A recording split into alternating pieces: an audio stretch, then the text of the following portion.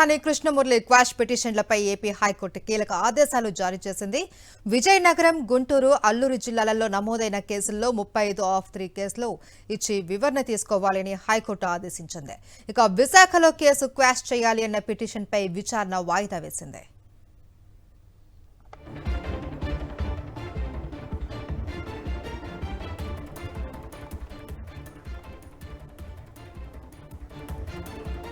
Posani Krishnamurali quash పిటిషన్లపైన AP high court కీలక ఆదేశాలు జారీ చేసింది.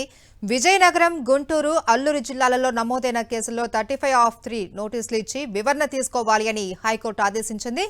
విశాఖలో కేసు క్వాష్ చేయాలి అన్న పిటిషన్పై విచారణ వాయిదా వేసింది.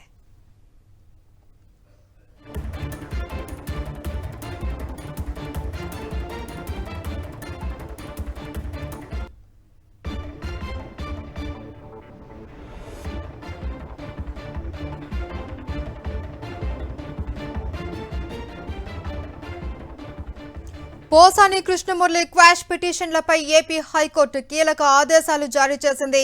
విజయనగరం, గుంటూరు, అల్లూరు జిల్లాలలో నమోదైన కేసుల్లో 35(3) నోటీసులు ఇచ్చి వివరణ తీసుకోవాలి అని హైకోర్టు ఆదేశించింది.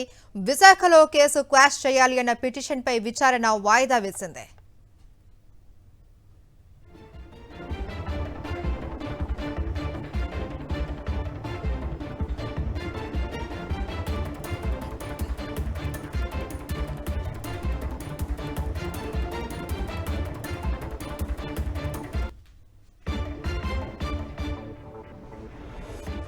పోసాని కృష్ణమురళి క్వాష్ పిటిషన్లపై ఏపీ హైకోర్టు కీలక ఆదేశాలు జారీ చేసింది. దీనికి సంబంధించి పూర్తి డీటెయిల్స్ మా ప్రతినిధి అశోక్ అందిస్తారు. అశోక్, తనపైన నమోదైన కేసులను కొట్టివేయాలంటూ హైకోర్టులో పోసాని కృష్ణమురళి హైకోర్టులో క్వాష్ పిటిషన్ దాఖలు చేశారు. విజయనగరం, గుంటూరు, అల్లూరు సీతారామరాజు జిల్లా, విశాఖ జిల్లాల్లో తనపైన 5 కేసులు నమోదైనాయి. పూర్తిగా ఇవంతా పోలీసులు రాజకీయ కోణంలోనే తనపైన కేసులు నమోదు చేశారు.